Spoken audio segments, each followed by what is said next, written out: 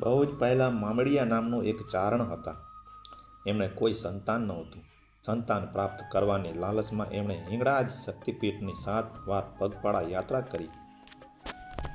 એકવાર માતાએ સ્વપ્નમાં આવીને એમની ઈચ્છા પૂરી તો ચારણે કહ્યું કે આપ મારે ત્યાં જન્મ લો. માતાએ કૃપાથી ચારણને ત્યાં 7 પુત્રીઓ અને 1 પુત્ર જન્મ લીધો.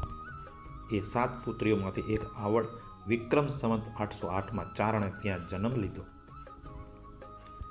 પોતાનો ચમત્કાર બતાવવાનું શરૂ કર્યા. 7 પુત્રીઓએ દેવીઓ ચમત્કારોથી યુક્ત હતી. એમણે હુણોના આક્રમણથી ભાડ પ્રદેશ રક્ષા કરી. પૂજારીજીના જણાવ્યા પ્રમાણે માતા બહુ જ શક્તિશાળી છે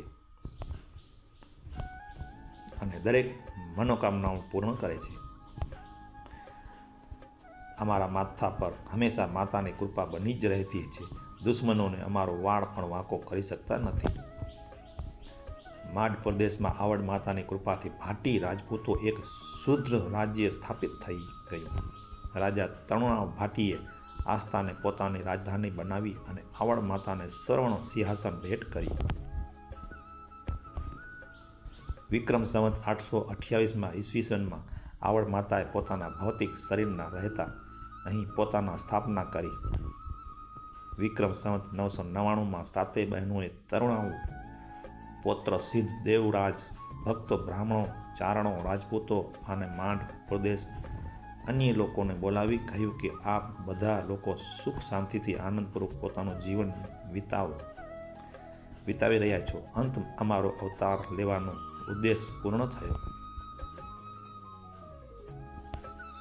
આટલું કહીને બધી બહેનોએ પશ્ચિમમાં હિંગળાજ માતા તરફ જોઈને અદ્રશ્ય થઈ ગયા. એક લોકવાયકા અનુસાર દેવી પુત્ર તરીકે જાણીતા ચારણોને પ્રથમ કુલદેવી હિંગળાજ માતા હતા, જેમનું નિવાસ સ્થાન પાકિસ્તાનમાં બલુચિસ્તાન પ્રાંતમાં હતું. હિંગળાજ નામની ઉપરાંત હિંગળાજ દેવીનું ચરિત્ર અથવા એમના વિશેનો ઇતિહાસ અત્યાર સુધી અપ્રયાત રહ્યો છે.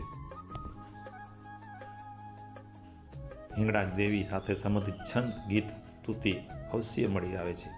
અનુયાગીઓમાં માન્યતા છે કે 7 દ્વીપોમાં સૌ શક્તિઓ રાત્રિ સમયમાં રાસ રચાય છે અને પ્રાતકાળે સૌ શક્તિઓ ભગવતી હિંગળાજના સાનિધ્યમાં આવી જાય છે.